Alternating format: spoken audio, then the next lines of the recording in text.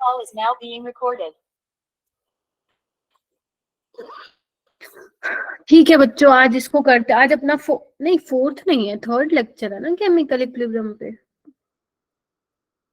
चलो, तो बेसिकली आज हमारा वैसे तो मेनली चैटलियर प्रिंसिपल रहने वाला है और उसके अलावा एप्लीकेशन ऑफ इक्विलिब्रियम कांस्टेंट बताने वाले हूँ मैं, है ना, जिसमें मैं आपको आज रिएक्शन क्वेश्चन के बारे में भी डिस्कस करूंगी। ठीक है, ये करने हैं, कॉन्सेप्ट रिवाइज करने हैं आप लोगों को क्लास में, और जो कुछ क्वेश्चन होंगे वो क्लास में लगवाऊंगी और जो बाकी के क्वेश्चन वो आप अपने घर पे लगाएंगे। ठीक है, और अच्छे से समझना। ठीक है, अच्छा, लास्ट क्लास में एक बार मुझे बता दो कि क्या कर रहे थे बेटा। एक बार लास्ट क्लास में तो आई गेस हमने सिर्फ क्वेश्चन ही किए थे, है ना? Yes ma'am. यस है ना, क्वेश्चंस किए थे बेसिकली। आप लोगों को मैंने बोला था एक बार मैं थोड़ा सा रिवाइज करा दूं। हाय लक्ष्य, तुम्हें तो याद कर ही रही थी मैं, है ना। मैंने बोला था कि आपको ना अलग अलग टाइप के क्वेश्चन जो है एग्जामिनर पूछ सकता है। पहले टाइप का क्वेश्चन आपका ये बनता है कि सिंपल आपको इक्वेशन दे रखी होगी, है ना, और आपको डायरेक्ट इक्विलिब्रियम के कंसंट्रेशन उसने दे रखी होगी, आपको वही पुट कर देनी है ना। ये आपको मास दिया होगा, वॉल्यूम दिया होगा, तो आप नंबर ऑफ मोल्स पर लीटर करके निकाल लेना, क्योंकि कंसंट्रेशन इज मोल पर लीटर। ठीक है, अच्छा, और कैसे टाइप के क्वेश्चन आ सकते हैं? और टाइप के आ सकते हैं क्वेश्चन कि अगर मान लो तुम्हें मान लो डायरेक्ट नहीं दे रखी है इक्विलिब्रियम कंसंट्रेशन, तो तुम्हें निकलवाएंगे वो, है ना, तुम्हें इनिशियली कुछ दे देंगे, मोल्स दे देंगे, और तुम्हें उससे इक्विलिब्रियम की कंसंट्रेशन निकालनी है। ठीक है, और कैसे क्वेश्चन आ सकता है? प्रेशर की टर्म्स में आ सकता है। तो ध्यान रखना, प्रेशर की टर्म्स में ना आपको कुछ चीजें हैं जो है ध्यान रखना है कि अगर टोटल प्रेशर, एक तो ये ध्यान रखना है कि टोटल प्रेशर जो होता है पार्शियल प्रेशर ऑफ गैसेस के सम के बराबर होता है। ठीक है, और उसके अलावा किसी भी गैस का पार्शियल प्रेशर बच्चे total pressure into mole fraction उस गैस का बराबर होता है। समझ आई? और मोल फ्रैक्शन ऑफ गैस क्या होता है? निकाल लोगे number of moles of gas divided by total number of mole of all gases. तो ये वाली चीजें तुम्हें ध्यान होनी चाहिए। ठीक है, और तो ये टाइप के कुछ क्वेश्चंस थे जो आप लोगों को करने हैं। मेक श्योर कि नीट के सभी ने लगा रखे हो PYQs, क्योंकि ये चैप्टर अपने आप में ना, इसका कुछ वो बोलते हैं ना, रुतबा है इस चैप्टर का नीट में, नीट एग्जामिनेशन में। तो 16 नंबर ले लेता है ये तुम लोगों के। अगर अच्छे से करोगे तो तुम्हारे 16। ठीक है, अगर 4 सवाल इससे आते तो 3 सवाल तो डेफिनेटली तुम ठीक कर ही लोगे उसमें। वैसे तो चारों के चारों रहने की टेंडेंसी है, क्योंकि मुश्किल नहीं आते हैं क्वेश्चन। ठीक है, अच्छा, उसके बाद देखो इक्विलिब्रियम कांस्टेंट की मैं यहाँ पे स्टार्ट करती हूँ। तो बच्चे सबसे पहले एक चीज ध्यान रखना मेरी बात, कि मैंने तुम्हें प्रीवियस क्लास में ये बताया था कि जो इक्विलिब्रियम कांस्टेंट की वैल्यू है, मैंने तुम्हें कैरेक्टरिस्टिक्स में बताया था आई गेस, हाँ, कि जो इक्विलिब्रियम कांस्टेंट है वो सिर्फ किस पे डिपेंड करता है? टेम्परेचर पे डिपेंड करता है, और mode of representation of reaction, जिसमें हमने कहा था ना रिएक्शन को उल्टा कर दोगे, मल्टीप्लाई कर दोगे, डिवाइड कर दोगे, तो इक्विलिब्रियम ना इक्विलिब्रियम कांस्टेंट पे क्या इफेक्ट पड़ेगा। ठीक है, क्या वैल्यू होगी उसकी? तो दो चीजें ध्यान रखना, टेम्परेचर पे और mode of representation of reaction पे। अगर मैं बोलूं कि प्रेशर पे कोई चेंज होगा, तुम्हारा आंसर होना चाहिए नहीं नहीं नहीं नहीं नहीं, ये अभी ये चल रहा है बेटा, केमिकल का आज लास्ट दिन है। ठीक है, अगर तुमसे पूछे कि प्रेशर पे कोई चेंज होगा क्या, मतलब सॉरी, प्रेशर बढ़ाने से क्या कोई KC/Kp पे चेंज होगा? Answer is no.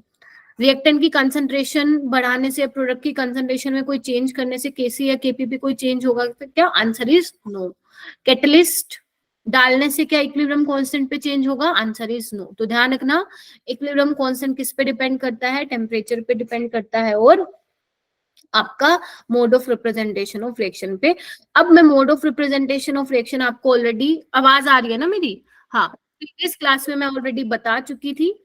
ठीक है, यहाँ पे मैं आपको एक अपना टेम्परेचर वाला रह गया था कि एक्सो एंडो में टेम्परेचर के साथ कैसा वेरिएशन आएगा, it depends on enthalpy change. हाँ, इस टॉपिक के वो बाद होगा। ठीक है, चलो आ जाओ इधर देखो बेटा। हाँ, ली चैटलियर इसके बाद होगा, पहले ये होगा, इसके बाद वो टेम्परेचर का थोड़ा सा मुझे वेरिएशन बताना है with equilibrium constant, and then तुम्हारा ली चैटलियर प्रिंसिपल स्टार्ट होगा और ढेर सारे क्वेश्चंस होंगे। ठीक है, तो सबसे पहले बच्चे, अगर आपको मान लो कोई रिएक्शन दे दी जाए और तुम्हें ये बताना हो कि रिएक्शन को प्रिडिक्ट करना है, रिएक्शन की डायरेक्शन को प्रिडिक्ट करना है कि इक्विलिब्रियम आपका कहाँ जा रहा होगा। ठीक है, रिएक्शन आपकी कहाँ जा रही होगी, फॉरवर्ड डायरेक्शन में या बैकवर्ड डायरेक्शन में। ठीक है, तो इसके लिए हम एक नया फैक्टर चैप्टर लाए हैं which is your reaction question, ठीक है, रिएक्शन क्वेश्चन जिसको हम क्यू से डिनोट करते हैं। तो बच्चे अगर मैं तुम्हें, बहुत ज्यादा मुश्किल तो है ही नहीं इसमें कुछ, इधर देखो, अगर मैं तुम्हें मान लो सपोज किसी भी रिएक्शन के लिए मैं केसी लिखूं, ठीक है, अभी मैं कुछ भी लिख रही हूँ, सी की पावर सी, डी की पावर डी, ए की पावर ए और बी की पावर बी, है ना। तो मैं आपको ये बोलती हूँ जब भी आप केसी लिखेंगे, केसी का एक्सप्रेशन लिखेंगे, तो मेक श्योर कि जो आप यहाँ पे कंसंट्रेशन या नंबर ऑफ मोल पर जो भी कंसंट्रेशन आप लिख रहे हैं वो इक्विलिब्रियम पे होनी चाहिए, नहीं है तो निकाल के आओ। ये बात सबको क्लियर है। लेकिन जो क्यू भैया जी हैं, क्यू भैया में आप किसी भी टाइम की कंसंट्रेशन बच्चे लिख सकते हो। Are you getting my point? मान लो तुम्हारा मन करे, तुम्हारा कोई रिएक्शन, तुम्हारी कोई रिएक्शन चल रही है और तुम्हारा मन करे रिएक्शन के, मान लो सपोज स्टार्टिंग के 5 मिनट में तुम्हारा मन करे मैं देखना चाहता हूँ मेरी रिएक्टेंट की कंसंट्रेशन कितनी है और प्रोडक्ट की कितनी है, ठीक है, तो तुम किसी भी अनटशंट टाइम पे, किसी भी गिवन टाइम पे यहाँ पे कंसंट्रेशन पुट कर सकते हो। But in case of KC तुम सिर्फ इक्विलिब्रियम कंसंट्रेशन, जो कंसंट्रेशन तुम्हारी इक्विलिब्रियम पे होगी ना, वही वैल्यू जो है तुम पुट करोगे। समझ में आ गई? Yes ma'am, yes ma'am. चलो, तो यानी अब मैम ये बताओ हम पता कैसे लगाएंगे कि रिएक्शन हमारी कहाँ क्या जा रही है। तो बच्चे ध्यान रखना, जो रिएक्शन क्वेश्चन, इधर देखो, इधर देखो, इधर देखो, यहाँ से एक बार नीट में क्वेश्चन आया है कि जो रिएक्शन क्वेश्चन है वो वेरिएबल क्वांटिटी है टाइम के साथ, मतलब टाइम के साथ वो बढ़ता है। इधर देखो, देख पा रहे हो, टाइम के साथ बढ़ रहा है और यहाँ पे तुम्हारा इक्विलिब्रियम रीच हो जाएगा। तो ये ग्राफ सिर्फ ध्यान रखना, मैंने तुम्हें दिखा दिया। आई डोंट नो कि एनसीईआरटी वालों ने बनाया हुआ है नहीं, बट मैंने बना दिया। यहाँ से एक बार क्वेश्चन आया तो ध्यान रखना। उसके बाद बेटा क्या हमें कैसे पता चलेगा रिएक्शन कौन सी डायरेक्शन में जाएगी? इधर देखना, अगर बेटा तुम्हारा क्यू रिएक्शन क्वेश्चन केसी से ज्यादा हो गया, अगर तुम्हारा रिएक्शन क्वेश्चन केसी से भी ज्यादा हो गया, तो उस केस में तुम्हारी जो रिएक्शन है वो कहाँ उल्टी जाएगी? वापस बैकवर्ड डायरेक्शन में, और तब तक जाएगी जब तक इक्विलिब्रियम रीच ना हो जाए, इक्विलिब्रियम ना मिल जाए। क्लियर है? दूसरा क्या कहते हैं, डायरेक्ट क्वेश्चन आना है इससे, अगर Q लेस देन केसी है, केसी से कम है, तो रिएक्शन कहाँ जाना चाहेगी? कहाँ जाएगी? फॉरवर्ड डायरेक्शन में, और तब तक जाती जाएगी जब तक इक्विलिब्रियम ना अचीव हो जाए। तीसरा पॉइंट ये आता है कि मान लो किसी भी टाइम पे तुमने जो Q की कंसंट्रेशन देखी हो, जो केसी में पुट कर रहे हो, अगर वो बराबर निकली तो भैया रिएक्शन तो इक्विलिब्रियम पे ही है। क्या ये तीनों पॉइंट हो गए क्लियर? Yes ma'am. से इधर Q is greater than Kc, reaction will proceed in backward direction. Q is less than Kc, reaction will proceed in forward direction. When Q is equal to Kc, reaction is at equilibrium. ठीक है, Q क्या है मैंने already आपको बता दिया। ठीक है, किसी भी टाइम पे आप कॉन्सेंट्रेशन लिख सकते हो। इधर आओ, इधर आओ। अगर मान लो पहला केस, ये तुम्हारे एनसीईआरटी में है, एनसीईआरटी में तो डायग्राम बना हुआ है, मैंने ऐसे बता रही हूँ। अगर मान लो तुम्हारी इक्विलिब्रियम कांस्टेंट की वैल्यू बड़ी है, बड़ी कितनी? 10 की पावर 3 से ज्यादा है, तो ऐसे वाले केस में प्रोडक्ट की कंसंट्रेशन बहुत ज्यादा होगी देन द रिएक्टेंट। बताया था ना मैंने, अगर इक्विलिब्रियम कांस्टेंट की वैल्यू ज्यादा होगी तो प्रोडक्ट ज्यादा स्टेबल होगा। इधर देखना, hence concentration of reactant can be neglected with respect to product. In this case reaction is product favorable and equilibrium will be more in forward direction than in backward direction. याद है, equilibrium किसी भी side से आप achieve कर सकते हो, forward direction या बैकवर्ड डायरेक्शन। हो सकता है जब रिएक्टेंट प्रोडक्ट में कन्वर्ट हो रहा हो तब इक्विलिब्रियम अचीव हो जाए, हो सकता है कि रिएक्शन स्टार्ट हुई नहीं कि इक्विलिब्रियम अचीव हो जाए। ठीक है, तो ध्यान रखना बच्चे, इक्विलिब्रियम के टाइम पे हो सकता है कि रिएक्टेंट की कंसंट्रेशन ज्यादा हो प्रोडक्ट की, हो सकता है कि प्रोडक्ट की कंसंट्रेशन ज्यादा हो रिएक्टेंट से, हो सकता है कि दोनों की सिग्निफिकेंट अमाउंट हो। Are you getting my point? तो जब प्रोडक्ट की कंसंट्रेशन होगी तो उसके लिए मैंने बता दिया कि इक्विलिब्रियम की वैल्यू ग्रेटर देन 10 की पावर 3, अगर लेस देन 10 की पावर -3 होगी तो रिएक्टेंट की कंसंट्रेशन ज्यादा होगी।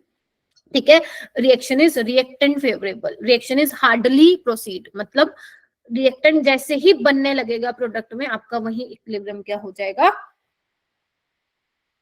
अचीव हो जाएगा। और अगर इन दोनों के बीच में होगी तो मतलब दोनों की ही कंसिडरेबल अमाउंट है इक्विलिब्रियम पे। ये वाला करो बेटा, एक क्वेश्चन दे रही हूं, इसको करो। आपको रिएक्शन दी हुई है NOBr to NO plus half Br2, Kp की वैल्यू आपको गिवन है। If NOBr, NO and Br2 are mixed at this temperature having partial pressure दिया हुआ है आपको। आपको बताना है will be are to be consumed और फॉर्म्ड। बेटा ध्यान रखना, जब भी ये वाला क्वेश्चन आ जाए ना, रिएक्शन कौन सी डायरेक्शन में जाएगी, फॉरवर्ड या बैकवर्ड में, या आपसे पूछे कि कौन कंज्यूम होगा कौन बनेगा, तो पक्का वहां पे क्यू वाला फैक्टर लग रहा होगा, और वहां पे आपको केपी या केसी की वैल्यू पक्का एग्जामिनर दे के रखेगा, क्योंकि वो पूछना ही यही चाह रहा है कि आपको क्यू के बारे में पता है या नहीं पता है। ठीक है, एक बार ये क्वेश्चन करके दिखाना मेरे को। 33 स्टूडेंट्स अभी ज्वाइन कर गए। कोमल ने ज्वाइन कर लिया, कोमल पांडे? Yes ma'am. ठीक है, ज्योति भी आ गई है, पीयूष आ गया, उसनवाज आ गया है, अंजुम आ गई है, ठीक है, ओके। विनय, हम्म,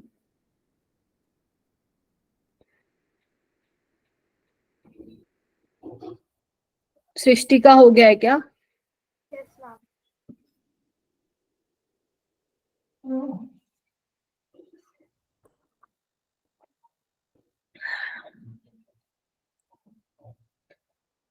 हम्म, और बाकी स्टूडेंट्स?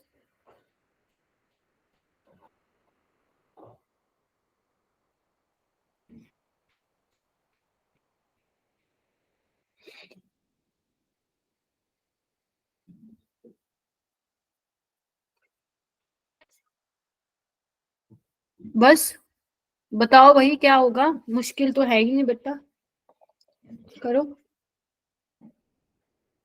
सृष्टि, इसमें रिएक्शन क्वेश्चन की वैल्यू निकालेंगे तो वो हमारी 1.13 आएगी, और जो रिएक्शन क्वेश्चन है वो केपी से बड़ा है तो रिएक्शन जो है वो बैकवर्ड जाएगी, तो बी आर टू जो है वो कंज्यूम हो जाएगा।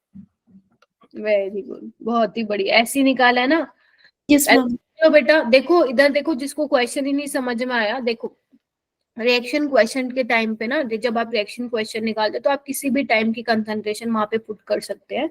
तो निकाल लो ना, एनओ आपको बेटा ऑलरेडी दिया हुआ है, कितना है, 0.4, बी आर टू दिया हुआ है 0.2 का, अंडर द रूट ये आप, और ये पता है ये 2 का अंडर रूट आपको 1.414 होता है, ठीक है, निकाल लोगे। और एनओ बी आर क्या है बेटा, 0.5 है। इसको सोल्व करना, आप लोग मुझे बोलो 1.13 के आसपास आएगा। तो ये जो है क्यू जो है केपी से बड़ा हो गया, तो रिएक्शन बैकवर्ड डायरेक्शन में जाएगी। और रिएक्शन जब बैकवर्ड डायरेक्शन में जाएगी, मतलब ये बी आर टू इसके साथ मिलके वापस से रिएक्टेंट की फॉर्मेशन करने लग रहा है, तो यानी कि बी आर टू बनेगा तो नहीं, कंज्यूम हो रहा है रिएक्शन में, because reaction goes into backward direction. Clear है कॉन्सेप्ट? ये कॉन्सेप्ट ठीक है। अच्छा, उसके बाद ये फैक्टर अफेक्टिंग इक्विलिब्रियम में आज मुझे टेम्परेचर वाला आपको बताना था। तो बच्चे टेम्परेचर के साथ इक्विलिब्रियम कांस्टेंट के साथ क्या होगा, वो डिपेंड करता है एंथैल्पी चेंज। अब एंथैल्पी कहाँ पढ़ी थी अपने, थर्मोडायनेमिक्स में पढ़ी थी। तो वोंट ऑफ इक्वेशन हम यूज करेंगे यहाँ से, वैसे मैंने अपने ये डिटेल वाले लेक्चर में भी कराया था, अब मैं दोबारा इसलिए करा रही हूँ क्योंकि नीट में यहाँ से क्वेश्चन आ सकता है, तो क्यों छोड़े हम फिर। लोग के एक बार लर्न कर लो, डायरेक्ट आपसे ये भी पूछ सकता है बताओ भाई इसमें से मोन्ट ऑफ इक्वेशन कौन सी है, तो आप लोगों को मालूम होना चाहिए, minus delta H by 2.303 R, है ना, 1/T2 माइनस 1/T1। अगर आपको यहाँ पे आगे प्लस लिखना है तो फिर अंदर 1/T1 माइनस 1/T2 लिखना, because T2 is greater than T1। लिखो एक बार इस इक्वेशन को, ये बताएगा हमें कि इक्विलिब्रियम, सॉरी, ये हमें डेल्टा एच जो है तुम्हारा एंथैल्पी चेंज, वही बताएगा हमारा कि जो इक्विलिब्रियम कांस्टेंट है वो टेम्परेचर के साथ बेटा कैसे चेंज होने वाला है। ठीक है जी, लिख लिया? चलो अब ध्यान से सुनना, सबसे पहला केस यहाँ पे आता है बेटा, जब तुम्हारा डेल्टा एच ही जीरो हो जाए, डेल्टा एच ही जीरो हो जाए। सोचना, अगर डेल्टा एच में जीरो कर दो, ये पूरी टर्म जीरो, यानी कि लोग K2/K1 जीरो हो जाएगा बेटा, यानी कि K2/K1 क्या हो जाएगा, 10 की पावर जीरो, वहां लेके जाओगे तो 1, it means K2 is equal to K1। Yes ma'am. यानी कि अगर टेम्परेचर तुम्हारा ज्यादा, सपोज तुम्हारी एक रिएक्शन है उसका टेम्परेचर T1 है, अब आपने टेम्परेचर बढ़ा दिया, तो K2 पे क्या इफेक्ट आएगा, जब तुम्हारा डेल्टा एच जीरो आएगा, कुछ नहीं आएगा, दोनों ही क्या होंगे, बराबर होंगे। क्लियर है कि नहीं क्लियर है? ठीक है, सेकेंड पॉइंट बहुत इंपॉर्टेंट है, मतलब सुपर डुपर इंपॉर्टेंट है। हाँ जी बेटा, मैम K2/K1 1 कैसे आया? लोग को उधर ले जाओ ना, 10 की पावर जीरो नहीं करोगे, 10 की पावर जीरो क्या होगा, ठीक है बेटा। Okay ma'am. अच्छा, K2/K1 है क्या यहाँ पे, क्या है यहाँ पे K2/K1?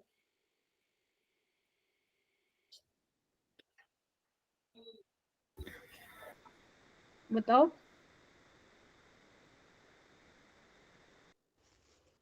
इक्विलिब्रियम कंसंट्रेशन दो अलग अलग टेम्परेचर्स पे। नहीं नहीं, मैं कंसंट्रेशन तो नहीं है कि क्या है यहाँ पे के इक्विलिब्रियम कांस्टेंट है कि नहीं है? Yes yes ma'am. Yes ma'am. बोल तो बोलो ना फिर। ठीक है, उसी का तो चेंज देखना है ना बच्चे। ठीक है, सेकेंड केस आता है जब तुम्हारा डेल्टा एच बेटा लेस देन 0 हो। हाँ कांस्टेंट है। ठीक है, इधर देखो, डेल्टा एच जब तुम्हारा लेस देन 0 हो तो क्या होगा? इधर इधर देखो, एक्सोथर्मिक रिएक्शन है। Yes ma'am. ठीक है, अगर नेगेटिव में है बच्चे, ठीक है, तो log K2/K1 लेस देन 0 बोल दो। Yes ma'am. सोच लो, बोल दूं? Yes ma'am. ठीक है, तुम्हें कंफ्यूजन ना हो, ये देखो मैं थोड़ा इसको और चेंज कर लेती हूँ सो दैट तुम्हें बिल्कुल किसी भी तरह की कंफ्यूजन ना हो। यहाँ पे इसको मैं ऐसे लिख लेती हूँ। ठीक है, बात एक ही है। ठीक है, डेल्टा एच अगर लेस देन 0 होगा मतलब नेगेटिव होगा तो एक्सोथर्मिक रिएक्शन होगी। इट मींस log K2/K1 0 होगा, है ना? तो मतलब मैं बोल दूं K2/K1 लेस देन 0 होगा और K2 लेस देन K1 होगा बेटा। इससे क्या पता चला? इससे तुम्हें ये पता चल गया कि जब तुम टेम्परेचर बढ़ा रहे हो तो इक्विलिब्रियम कांस्टेंट क्या हो रहा है? कम हो रहा है in case of exothermic reaction. Clear है?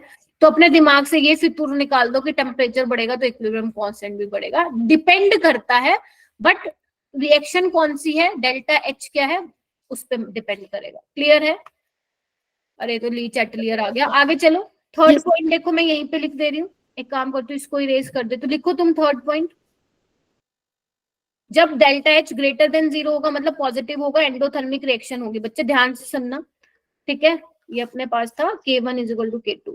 थर्ड केस लिखिए बेटा यहाँ पे। थर्ड केस होगा तुम्हारा, थर्ड केस होगा जब डेल्टा एच ग्रेटर देन 0 होगा, इट मींस एंडोथर्मिक। तो log K2/K1 ग्रेटर देन 0, तो K2/K1 ग्रेटर देन 0 होगा, यानी कि K2 is greater than K1। क्या पता चला कि टेम्परेचर बढ़ेगा तो इक्विलिब्रियम कांस्टेंट की वैल्यू भी बढ़ रही है in case of endothermic reaction. Clear है क्या? Yes ma'am. Yes ma'am. ठीक है, तो इधर देखो, अगर मैं log K प्लॉट करती हूँ वर्सेस T, log K क्या है यहाँ पे? इक्विलिब्रियम कांस्टेंट है। ठीक है, तो क्या होगा यहाँ पे? देखो, अगर मैं बात करूं एंडोथर्मिक रिएक्शन के लिए तो ग्राफ कैसे आएगा? ऐसे ही आएगा। और अगर मैं एक्सोथर्मिक के लिए करूं तो ग्राफ ऐसा कुछ आएगा। अगर मैं log K versus time time कह रही हूँ, टेम्परेचर के बीच में प्लॉट करूं, क्योंकि एक्सोथर्मिक में क्या है? टेम्परेचर के साथ इक्विलिब्रियम कांस्टेंट कम हो रहा है, और एंडोथर्मिक में क्या हो रहा है? टेम्परेचर के साथ इक्विलिब्रियम कांस्टेंट बढ़ रहा है। किस पे डिपेंड कर रहा है? एंथैल्पी चेंज, कि एक्सो प्रोसेस है मतलब एक्सोथर्मिक प्रोसेस है, एंडोथर्मिक। क्लियर हो गया? Yes ma'am. Yes ma'am. अब वो कैसे भी केसी केपी करके कुछ भी पूछ सकता है। अब आ जाओ आज की क्लास का लास्ट वाला टॉपिक और सबसे सुपर डुपर इम्पोर्टेंट टॉपिक। ठीक है, तो यहाँ पे 34 स्टूडेंट्स ज्वाइन कर गए हैं।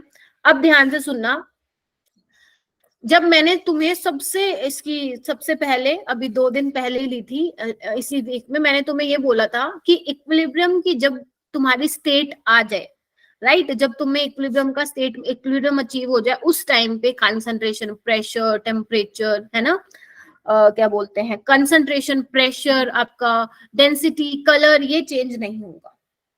याद आ रहा है? Yes ma'am. नहीं होगा चेंज।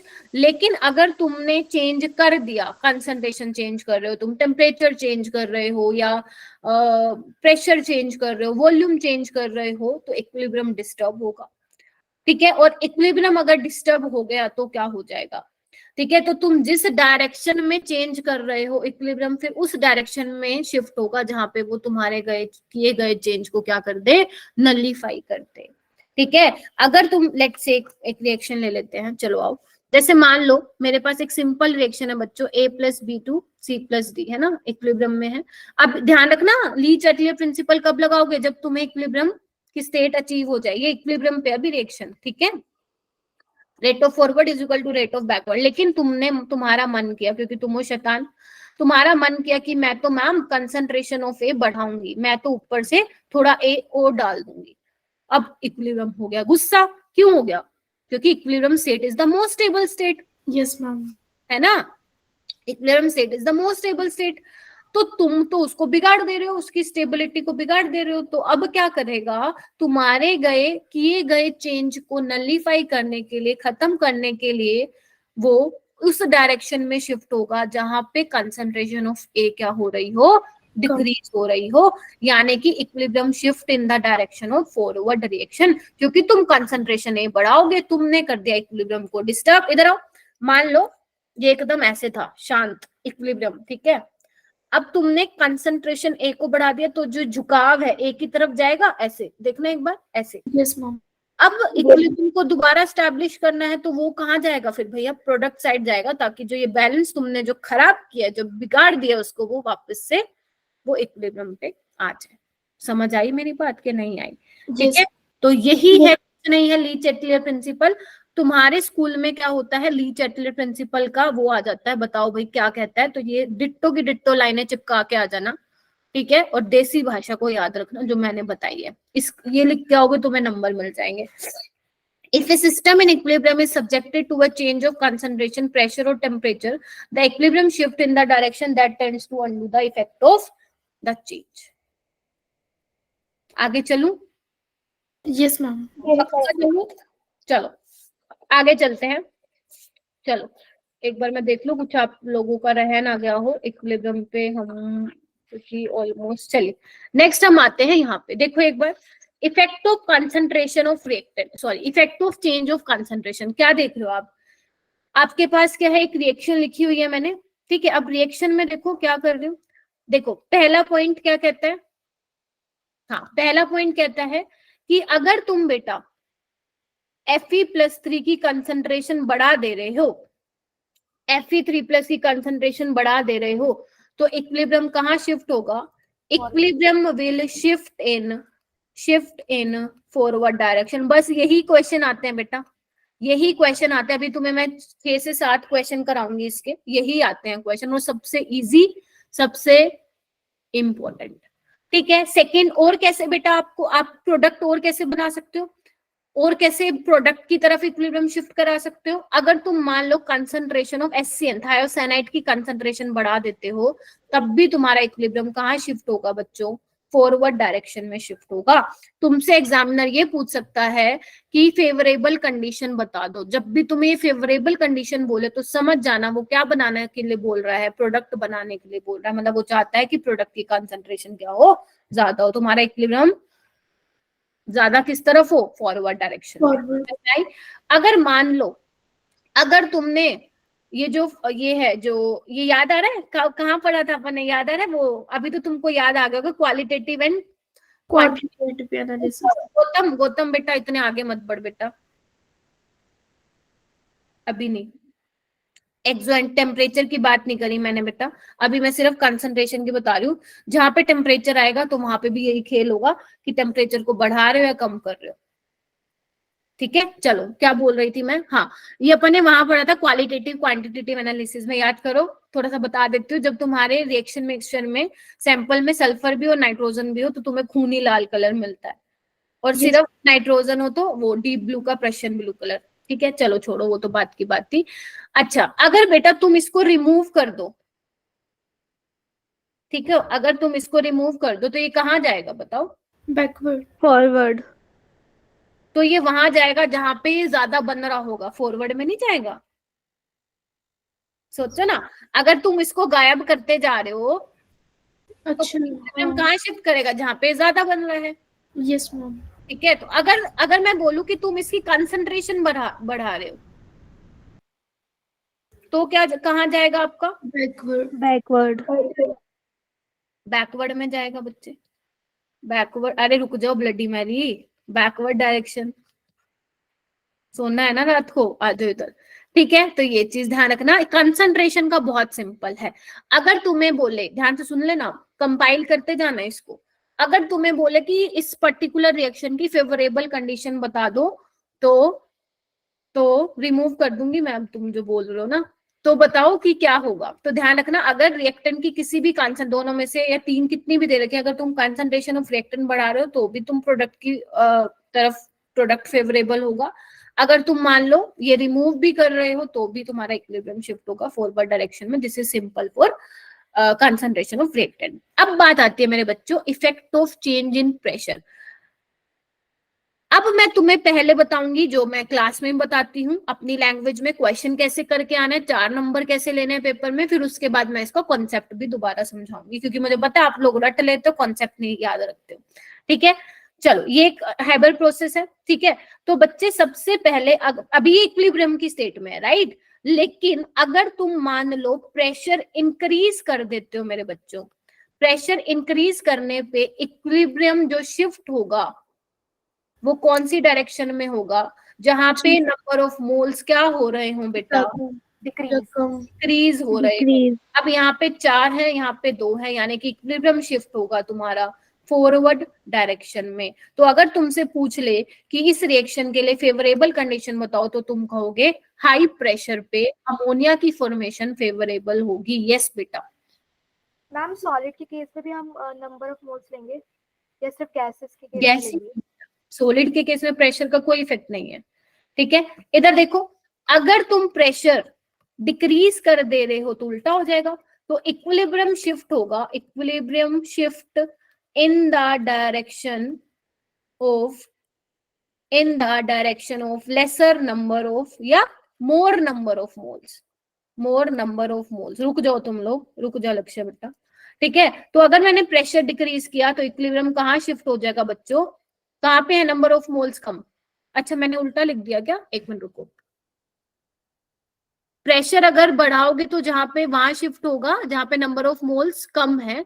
ठीक है, और प्रेशर डिक्रीज होगा, ठीक लिखा है, जहां पे नंबर ऑफ मोल्स ज्यादा है, यानी कि बैकवर्ड डायरेक्शन में. ठीक है, बैकवर्ड डायरेक्शन में. क्लियर हो गया ये सबको?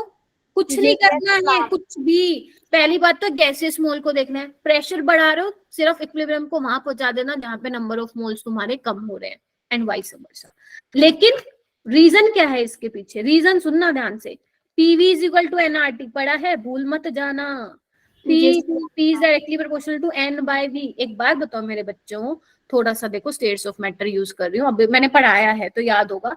प्रेशर बढ़ाओगे तो वॉल्यूम कम होगा. Yes ma'am. अगर वो मतलब ध्यान से सुनना, प्रेशर बढ़ा रहे हो वॉल्यूम कम होगा, it means number of moles per unit volume ज्यादा होंगे. सोच के बताना. Yes ma'am. अभी भी नहीं आया समझ में, थोड़ा और बताती हूँ. Number of moles per unit volume क्या होंगे, ज्यादा. वॉल्यूम बढ़ेगा तो ओवरऑल क्या हो जाएगी, कम हो जाएगी ना वैल्यू. एक बात बताओ, ये तुम्हारे पास डब्बा है, कंटेनर है, पहले प्रेशर था इतना, ठीक है, इतना वॉल्यूम था, इतने वॉल्यूम में नंबर ऑफ मोल्स थे.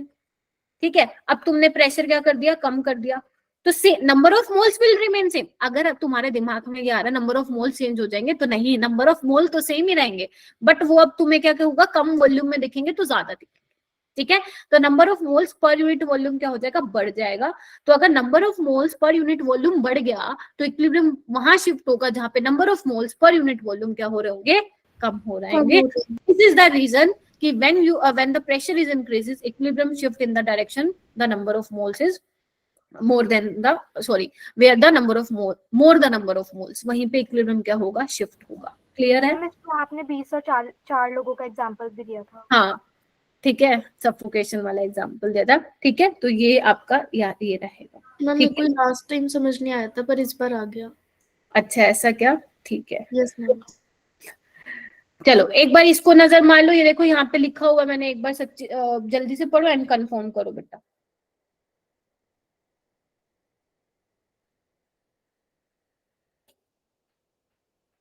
ठीक है,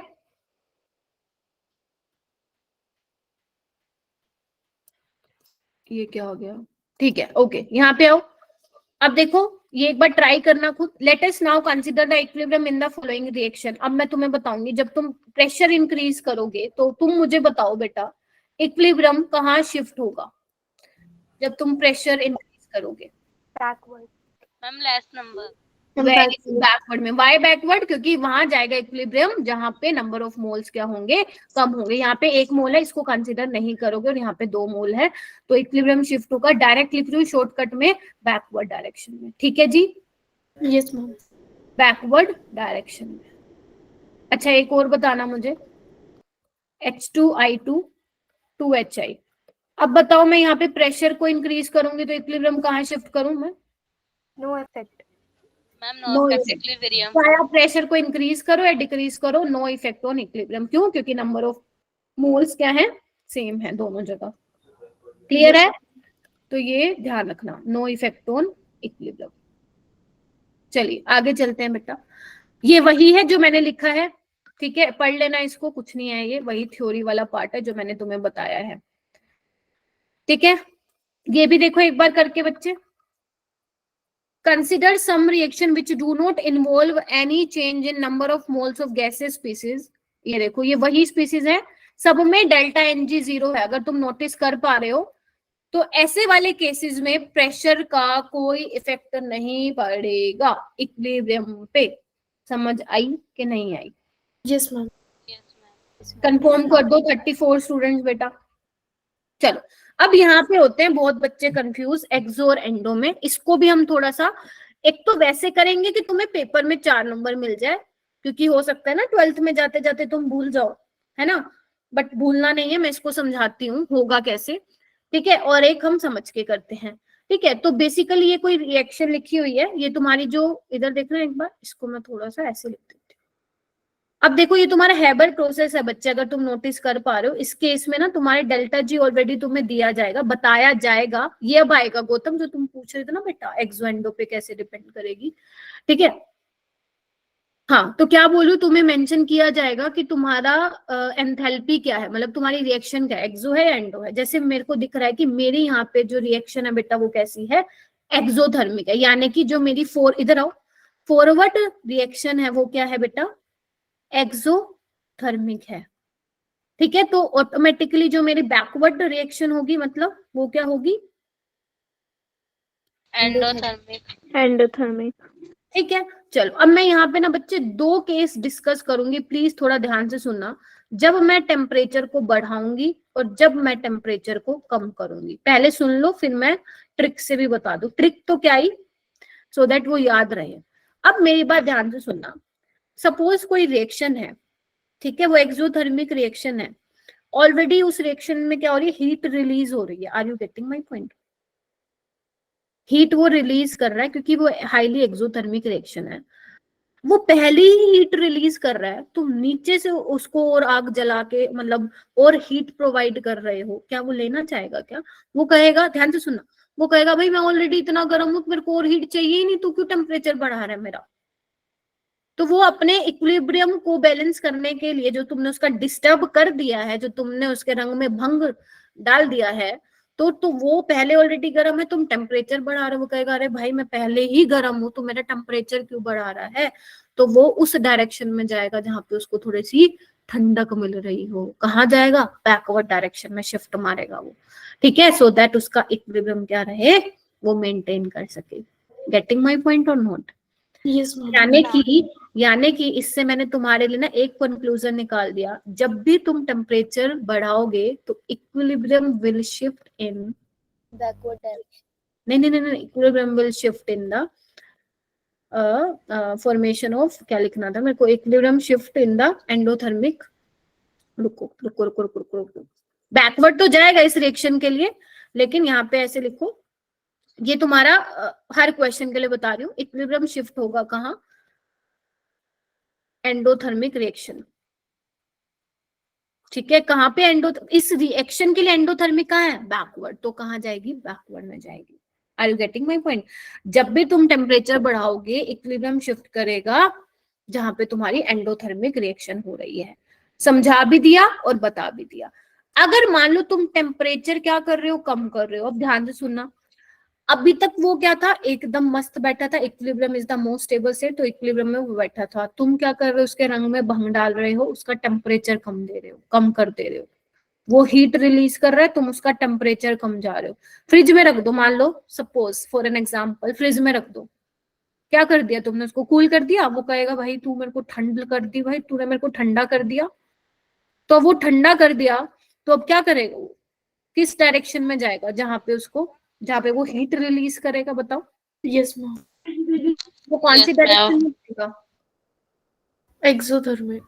बात तो ठीक है ना, वो हीट रिलीज कर रहा Yes, था, ma'am. तुमने उसका टेम्परेचर डाउन, एक मिनट बेटा, टेम्परेचर कम कर दिया, तो वो कहाँ जाएगा, जहां पे उसका टेम्परेचर बढ़ रहा हो, यानी कि एक्सोथर्मिक रिएक्शन है, तो वो कहाँ जाएगा बच्चे, फॉरवर्ड रिएक्शन में जाएगा। तो जब टेम्परेचर कम करोगे तो इक्विलिब्रियम शिफ्ट उस डायरेक्शन में जाएगा जहां पे आपकी एक्सोथर्मिक रिएक्शन हो रही होगी। वेट बेटा, क्या पूछ रहे हो मैम, इसमें वीओ, वीओ कहाँ लिखा हुआ है, वीओ कहाँ है भाई, एक्सो एंडो है। आप बोल रहे हो ना कि वो एक्सोथर्मिक डायरेक्शन में जाएगा, तो उसमें वो इक्विलिब्रियम की बात कर रहे हो आप? हाँ इक्विलिब्रियम की लिखा तो मैंने, ठीक है। थोड़ा जब टेम्परेचर बढ़ाओगे तो इक्विलिब्रियम कौन सी डायरेक्शन में जाएगा, जहां पे एंडोथर्मिक रिएक्शन हो रही हो। जब टेम्परेचर कम होगा तो इक्विलिब्रियम वहां शिफ्ट होगा जहां एक्सोथर्मिक रिएक्शन, अब वो फॉरवर्ड भी हो सकती है, बैकवर्ड भी हो सकती है। और but in this case temperature कम होगा तो एक्सो कहाँ पे है, फॉरवर्ड में, तो इक्विलिब्रियम शिफ्ट हो जाएगा यहाँ पे फॉरवर्ड डायरेक्शन में, और ऊपर वाले में बैकवर्ड। क्लियर हुई ये वाली बात? Yes, ma'am. चलो और करें क्या, एक और क्वेश्चन देती हूँ इससे रिलेटेड। क्वेश्चन नहीं है क्या, रुकना एक बार। चलो कोई नहीं, क्वेश्चन करेंगे आगे। उसके बाद है addition of inert material at constant pressure and volume, ये बहुत इंपॉर्टेंट है। इधर आओ, इधर आओ। अगर मान लो कोई आपकी रिएक्शन है, ध्यान से सुनना, अगर आप उसमें इनर्ट मटेरियल डाल दे, इनर्ट मटेरियल मतलब समझ रहे हो ना, जो रिएक्ट नहीं करता, Yes, ma'am. इनर्ट मटेरियल डाल देते हो, दो केसेस हैं बच्चे, दो केसेस हैं, at constant volume, eight constant pressure. थोड़ा सा थर्मोडायनेमिक्स में लेके जाऊंगी मैं आपको। एक बात बताओ बच्चे, कांस्टेंट वॉल्यूम का मतलब क्या हुआ है, कि आपने वॉल्यूम चेंज नहीं किया उसका, कांस्टेंट वॉल्यूम, ठीक है। तो कांस्टेंट वॉल्यूम पे जब आप कुछ इनर्ट मटेरियल, कोई इनर्ट गैस डाल रहे हैं, तो मुझे ये बताओ सोच के, क्या इक्विलिब्रियम पे कोई इफेक्ट पड़ेगा? No, ma'am. नहीं पड़ेगा। देखो टोटल प्रेशर की मैं बात करूं तो वो तो बढ़ जाएगा, टोटल प्रेशर बढ़ जाएगा आपका, लेकिन मैं इंडिविजुअल गैसेस का जो पार्शियल प्रेशर है, जो भी आप रिएक्शन में ले रहे हो, वो चेंज नहीं होगा, क्योंकि आप इनर्ट मटेरियल डाल रहे हो, वो किसी के साथ पहली बात रिएक्ट नहीं कर रहा है, एंड वॉल्यूम कांस्टेंट रख रहे हो आप, ठीक है। अगर वॉल्यूम कांस्टेंट रख रहे हो तो उस केस में इक्विलिब्रियम पे क्या होगा बच्चे, कोई इफेक्ट नहीं होगा। लेकिन अगर मैं बात करूं दूसरे केस की, तुम कांस्टेंट, कांस्टेंट वॉल्यूम का मतलब समझ गए ना, तुमने ये कंटेनर लिखा हुआ है बंद, ठीक है, उसमें से कहीं से मान लो तुमने होल कर दिया, वहां से तुम गैस को जो है अंदर डाल दे रहे हो, ठीक है।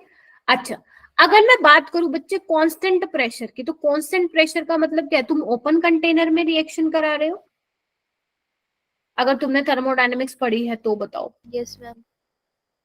तो मतलब अब तुम क्या है कि उसमें तुम इनर्ट मटेरियल डालो, वॉल्यूम बढ़ेगा Yes, ma'am. Yes, ma'am. पक्का। अगर वॉल्यूम बढ़ गया तो number of moles per unit volume कम हो जाएंगे, Yes. Yes, ma'am.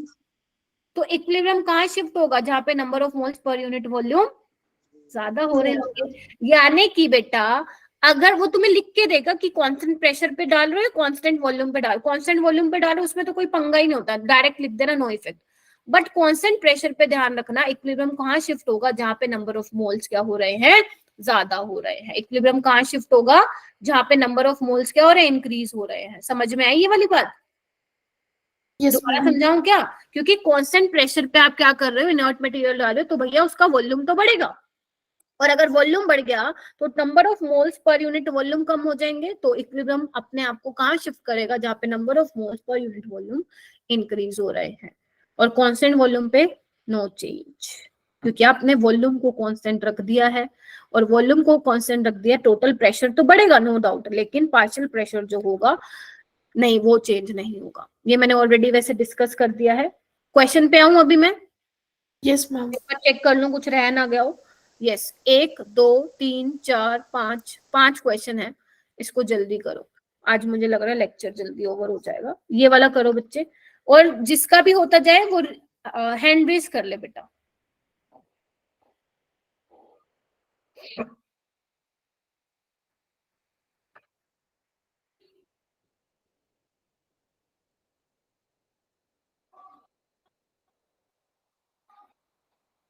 तनिष्का ने कर लिया, बाकी बच्चे करो।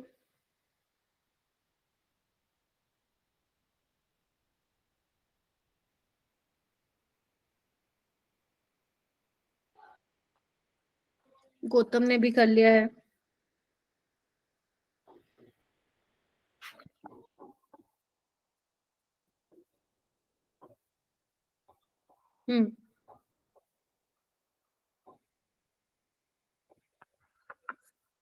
ओके,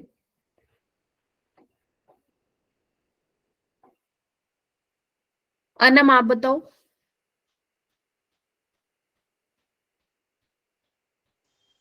मैम जो नीचे ए बी ऑप्शन है उनमें से बताना है। हाँ हाँ, यहाँ से इनमें से बताना बेटा। मैम बी ऑप्शन लग रहा है मुझे। ठीक है, बाकी बच्चे बताओ। डी लग रहे हैं। बी, चलो देख लेते हैं। D. Okay, for D. Yes ma'am, D. Ma'am B. अरे बी या डी, एक काम करेगा तुम लोग ना बेटा, सेकंड या फोर्थ बोला करो, मेरे को बहुत कंफ्यूजन होती है बी डी में।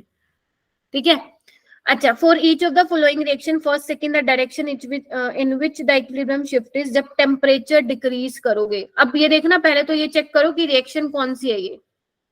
ये साइन उल्टा लगा रखा है बच्चों इन्होंने। रिएक्शन बताओ, एंडो है एक्सो है? Ma'am endo. Endo. Endo. Endo, तो फॉरवर्ड रिएक्शन एंडो होगी, बैकवर्ड रिएक्शन एक्सो होगी। तो टेम्परेचर डिक्रीज होगा तो एक्सो वाली डायरेक्शन में जाएगा, यानी कि बैकवर्ड में, तो रिएक्टेंट बनने वाला है। ठीक है, तो ए हटा दो, डी हटा दो। उसके बाद pressure increase by adding N2, मतलब इसमें आपको कंसिडर करना पड़ेगा कांस्टेंट जो है, क्योंकि टोटल प्रेशर तो बढ़ता ही है, पार्शियल प्रेशर चेंज रहता है, मतलब कांस्टेंट वॉल्यूम पे बात कर रहे हैं, तो कोई चेंज नहीं आएगा। तो इसका आंसर हो जाएगा आपका सी। बी क्यों बोल रहे थे भाई? ये वाला कब होता है भाई? कांस्टेंट प्रेशर पे होता है भाई, इन्होंने तो प्रेशर इंक्रीज कर दिया। सी इज द करेक्ट वन बेटा, समझेगा कि नहीं समझेगा? चलो, यस ये ma'am. what happens when an inert gas is added to an equilibrium, उसमें मानना है बच्चे वो कांस्टेंट वॉल्यूम ही होगा। ये करो, कीपिंग वॉल्यूम अनचेंज्ड। अरे क्या हो गया, मेरे को सुनाई नहीं दे रहा, साथ साथ बोल रहे हो तुम लोग। मैम एक बार पिछले वाला क्वेश्चन दिखाना। ये लो, यस मैम। मैम इसके अंदर ये बोला था ना प्रेशर इज इंक्रीज, तो फिर हमें लगा कि प्रेशर इंक्रीज होगा तो जहाँ पे नंबर ऑफ मोल्स होंगे कम होंगे वहां पर शिफ्ट होगा। लेकिन किस केस में? This is your inert gas N2, reactive कहाँ है ये? यस मैम, तो समझे? इसीलिए नहीं होगा। हाँ, इसने मेंशन करके दे दिया ना, इनर्ट गैस डाल रहे हैं इसमें। ठीक है, अगर वैसे कुछ भी ना दे रखा होता तो तुम वैसे ही जाते कि प्रेशर बढ़ाने से वहां जाएगा जहां पे नंबर ऑफ मोल्स क्या हो रहे हैं, कम हो रहे हैं। Okay ma'am. ठीक है, फिर भी वो नंबर ऑफ मोल्स, एक सेकेंड, फिर भी वो वहां जाता बैकवर्ड डायरेक्शन में भाई। अगर मान लो तुम सोचते भी, लेकिन ये ऐसे सोचना नहीं है यहाँ पे, बट अगर तुम सोचते भी तो तुम्हारा आंसर ये भी नहीं आना चाहिए था, बी जो आ रहा है तुम लोगों का, क्योंकि प्रेशर बढ़ाने से इक्विलिब्रियम कहाँ शिफ्ट करेगा अपने आप को, जहां पे नंबर ऑफ मोल्स कम हो रहे हैं, बैकवर्ड में। बैकवर्ड में। तुम बोल रहे थे टूवर्ड्स प्रोडक्ट। ठीक है, यहाँ पे तो इनर्ट वाला ऐड हो गया। हाँ जी बोलो। Yes ma'am. कांस्टेंट टेम्परेचर पे एट कांस्टेंट वॉल्यूम कैसे हुआ? क्यों नहीं होगा? कांस्टेंट टेम्परेचर पे प्रेशर आप बढ़ा रहे हो तो वॉल्यूम तो कांस्टेंट ही होगा ना बच्चे। आपको यहाँ पे कंसिडर करना पड़ेगा, एज्यूम करना पड़ेगा कि प्रेशर इंक्रीज बाय, मतलब टोटल प्रेशर आप बढ़ा रहे हो बट वॉल्यूम कांस्टेंट रहा होगा। या मेरे को लगता है इन्होंने टेम्परेचर की जगह वॉल्यूम देना चाहिए था इनको। Okay ma'am. ठीक है, चलिए ध्यान रखना बेटा, ये वाला करो। When an inert gas is added to an equilibrium keeping volume unchanged. Fourth option. Yes. Yes, equilibrium will remain unchanged. ये वाला करो। In which of the following reaction an increase in the volume of container will favor the formation of product?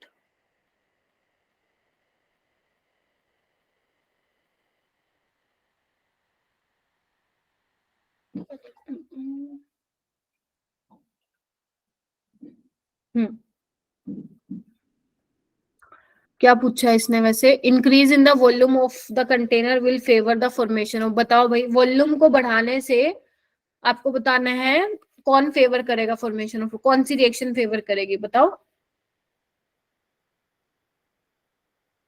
नहीं समझ में आया?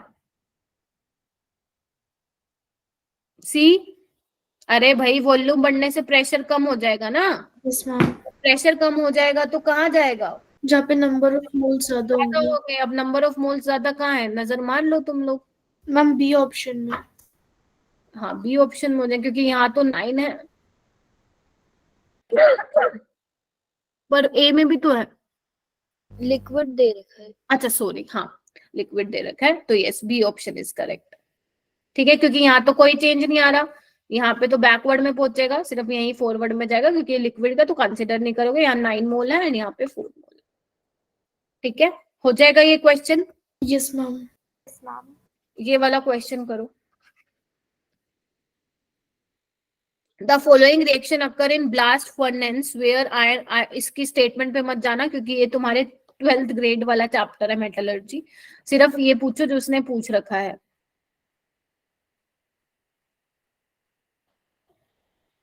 लक्ष्य मैं अभी रिमूव करने वाली हूँ बेटा, लास्ट वार्निंग है। Fe2O3 plus 3CO 2Fe plus 3CO2 आपको बताना है using the Lee Chatelier principal predict which one of the following will not disturb the equilibrium. बताओ भाई, एक सेकेंड। हाँ पहले ही बता दो तुम लोग, किसको चेंज करने से इक्विलिब्रियम डिस्टर्ब नहीं होगा? क्या सबका ही डी आ रहा है क्या? यस फोर आ रहा है? Yes ma'am. देखो, अगर तुम CO में और CO2 में चेंज करोगे तो इक्विलिब्रियम डिस्टर्ब होगा, बट अगर अब तुम इसमें या इसमें चेंज करोगे कुछ नहीं होगा, क्योंकि सॉलिड या लिक्विड पे कोई इफेक्ट नहीं होगा। ठीक है, तो एडिशन ऑफ Fe2O3 इसमें डाल भी दोगे तो कोई इफेक्ट नहीं पड़ेगा, इक्विलिब्रियम डिस्टर्ब नहीं होगा। अच्छा क्वेश्चन था, सेम ये नीट में भी आया था। ठीक है, अच्छा ये वाला क्वेश्चन करो। The number of factors which will increase the yield of SO3 at equilibrium from the following is। The number आपको क्या करना है, लिखने हैं कितने फैक्टर ऐसे होंगे जो yield of SO3 को इंक्रीज करेंगे at equilibrium from the following is. करिए बेटा, ट्राई कीजिए।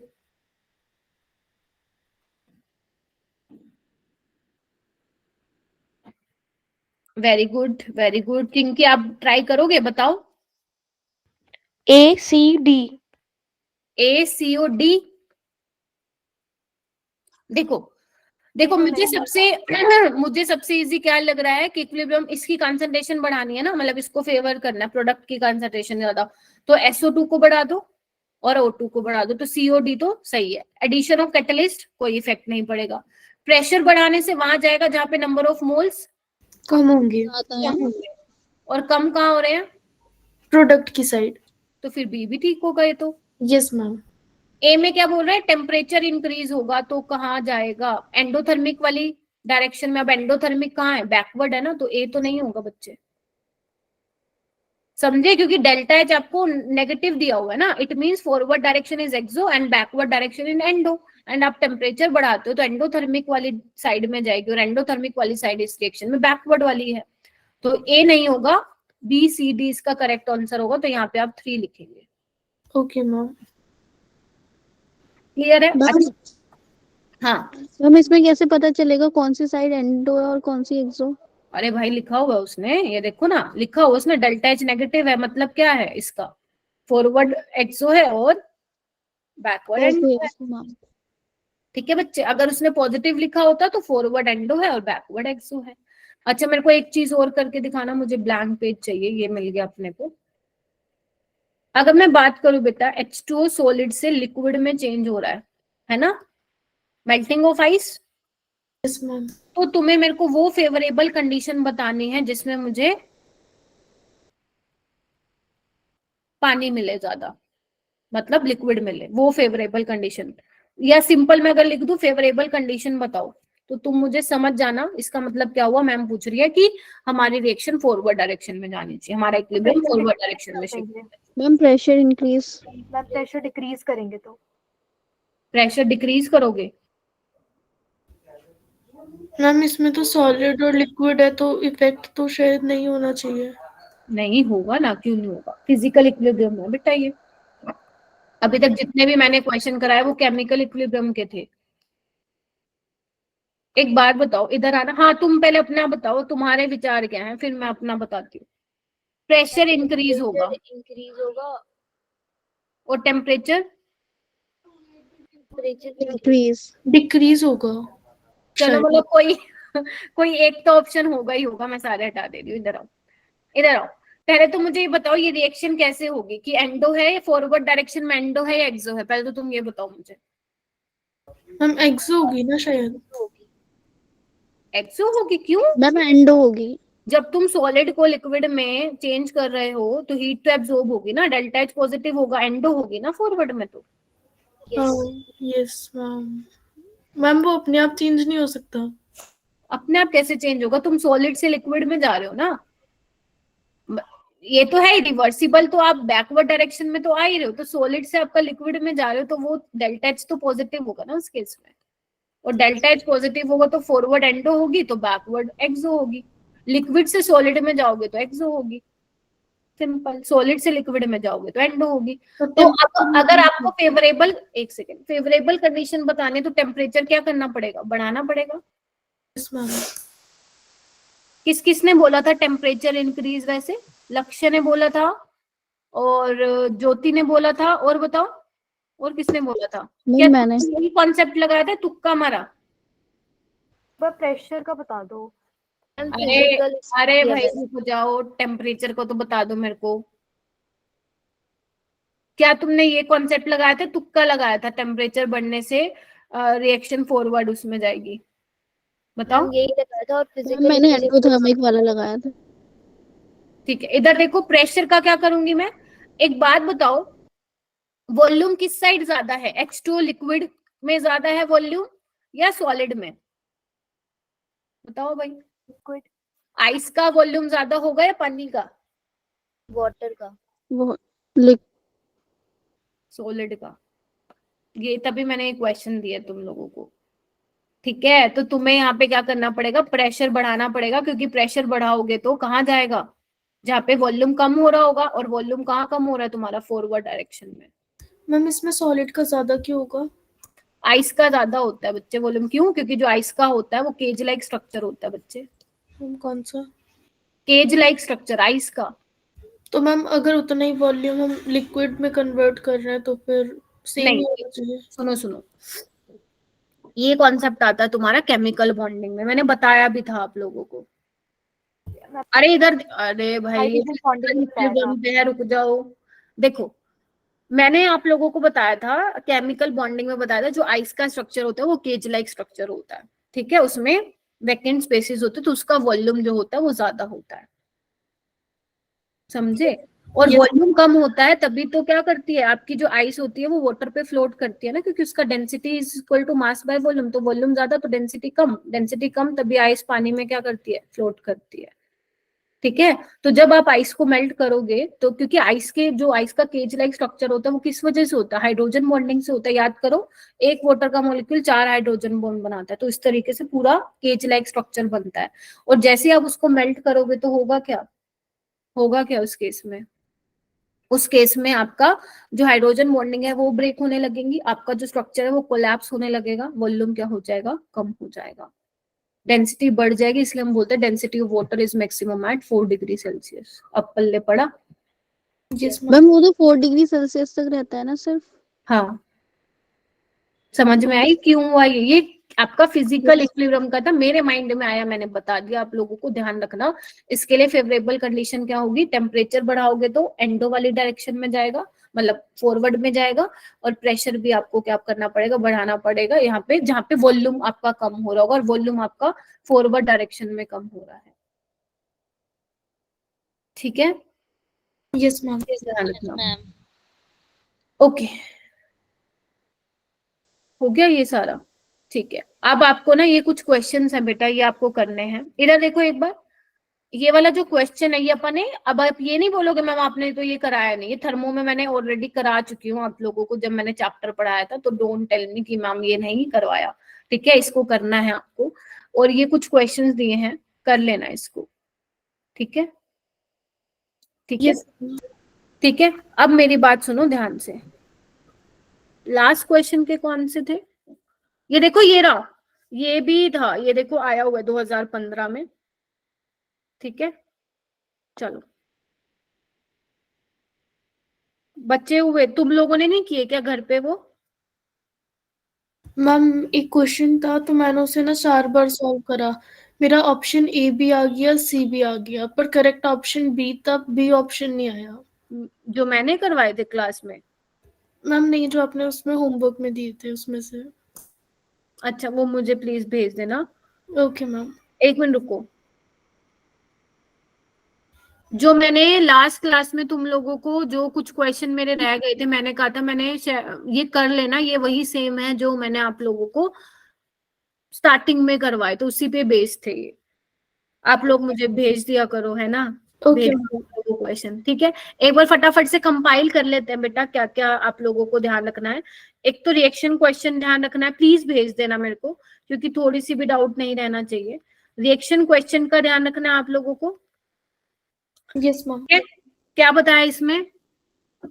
अगर रिएक्शन क्वेश्चन जो है वो ग्रेटर देन होगा केसी से, तो फिर हमारी रिएक्शन जो है वो फॉरवर्ड होगी। एक मिनट रुक जाओ, बैकवर्ड। हाँ वही बैकवर्ड। और अगर वो रुको एक मिनट, ज्योति आप बताओ, एक मिनट शांति रखो तुम लोग। हाँ, ज्योति आप बताओ, क्या कौन सी डायरेक्शन में जाएगी रिएक्शन अगर क्यू ग्रेटर देन केसी होगा तो? Ma'am forward reaction side. Backward में जाएगी बच्चे, क्यों? क्योंकि यहाँ पे जो रिएक्शन क्वेश्चन है वो केसी से भी क्या हो गया है, ज्यादा हो गया, वो बैकवर्ड में जाएगी। और के ये लेस देन होगा केसी से तो फॉरवर्ड में जाएगी, फॉरवर्ड। और इक्वल हो तो इक्विलिब्रियम में, इक्विलिब्रियम पे है आपकी वो, ठीक है? yes, एक तो ये ध्यान रखना है, मेन मैंने ली चैटलियर प्रिंसिपल बताया है, देखो इसमें वही सिंपल है, कंसंट्रेशन ऑफ रिएक्टेंट जाओगे इक्विलिब्रियम शिफ्ट करेगा अपने आप को बैकवर्ड डायरेक्शन में, प्रेशर बढ़ाओगे इक्विलिब्रियम शिफ्ट करेगा जहाँ पे नंबर ऑफ मोल्स क्या हो रहे हैं, कम हो रहे हैं, गैसेस वाले केस में देखना है। और प्रेशर डिक्रीज करोगे इक्विलिब्रियम वहां जाएगा, आज क्लास जल्दी हो जाएगी ओवर, प्रेशर डिक्रीज करोगे तो वहां जाएगा जहाँ पे नंबर ऑफ मोल्स क्या होंगे, ज्यादा होंगे, ठीक है? और रही बात टेम्परेचर की, तो पहले देख लेना कि रिएक्शन आपकी एक्सो है या एंडो है। अगर उसने डेल्टा एच नेगेटिव दे रखा है तो समझ जाना फॉरवर्ड रिएक्शन एक्सो है और बैकवर्ड एंडो है। अगर उसने डेल्टा एच पॉजिटिव दिया हुआ है तो फॉरवर्ड रिएक्शन तुम्हारी एंडो है एंड बैकवर्ड तुम्हारी क्या है, एक्सो है, ठीक है? और टेम्परेचर बढ़ाओगे एंडो वाली डायरेक्शन में जाएगा, वो चाहे बैकवर्ड हो फॉरवर्ड हो। बस एक बात ध्यान रखना, एंडो रिएक्शन जहां होंगी, एंडोथर्मिक रिएक्शन होगी वहीं जाएगा। और टेम्परेचर कम कर दोगे तो वो उस डायरेक्शन में जाएगी जहां पे रिएक्शन क्या होगी, एक्सोथर्मिक होगी, बस सिंपल। अगर मैं बात करूंगी एडिशन ऑफ इनर्ट गैस या कोई इनर्ट मटेरियल आप डाल दे रहे हो, हाँ मैं वो शेयर करती हूँ बेटा अटेंडेंस फॉर्म, ठीक है? हाँ क्या बोल रही थी, हाँ अगर आप कांस्टेंट वॉल्यूम पे डाल रहे हो, चेंज नहीं कर रहे हो, तो उसमें कोई इफेक्ट नहीं पड़ेगा। Although the total pressure of system increase but partial pressure पे कोई भी फर्क नहीं पड़ेगा। ऑब्वियस ही बात है ना, डाल रहे हो टोटल प्रेशर तो बढ़ेगा ही बढ़ेगा। बट अगर आप कांस्टेंट प्रेशर पे डाल रहे हो, मतलब खुले बर्तन में रिएक्शन करा रहे हो, वॉल्यूम बढ़ेगा, और वॉल्यूम बढ़ेगा तो number of moles per unit volume कम होंगे, तो इक्विलिब्रियम शिफ्ट वहां करेगा, कहाँ, कांस्टेंट प्रेशर पे, जब तुम इनर्ट मटेरियल डाल रहे हो जहां पे नंबर ऑफ मोल्स क्या होंगे, ज्यादा होंगे, ठीक है? मेरे पास कुछ क्वेश्चन है, आपा कुछ क्वेश्चन करते हैं, एक बार मैं रिकॉर्डिंग कर देती हूँ, हो गया अपना वैसे, और मैं गूगल फॉर्म शेयर कर देती हूँ, एंड 2-3 क्वेश्चन है मेरे पास, वो हम करते हैं, ठीक है? यस। और मैम डेल्टा एच अगर 0 होगा तो K2 और K1, हाँ वो भी बहुत इंपॉर्टेंट था, लेस देन 0 होगा तो एक्सोथर्मिक रिएक्शन होगी, K2 is less than K1, और डेल्टा एच ग्रेटर देन 0 होगा तो endothermic reaction K2 is greater than K1। मतलब जब आपकी एंडोथर्मिक रिएक्शन होगी तो टेम्परेचर के साथ इक्विलिब्रियम कांस्टेंट बढ़ेगा, वो चाहे वो केपी करके दे, वो केसी करके दे, तुम देख लेना। अगर तुम्हारा एक्सोथर्मिक रिएक्शन है तो टेम्परेचर के साथ इक्विलिब्रियम कांस्टेंट कम होगा, अगर डेल्टा एच ही 0 कर दिया तो फिर भैया K2 K1 क्या हो जाएगा, बराबर, ठीक है?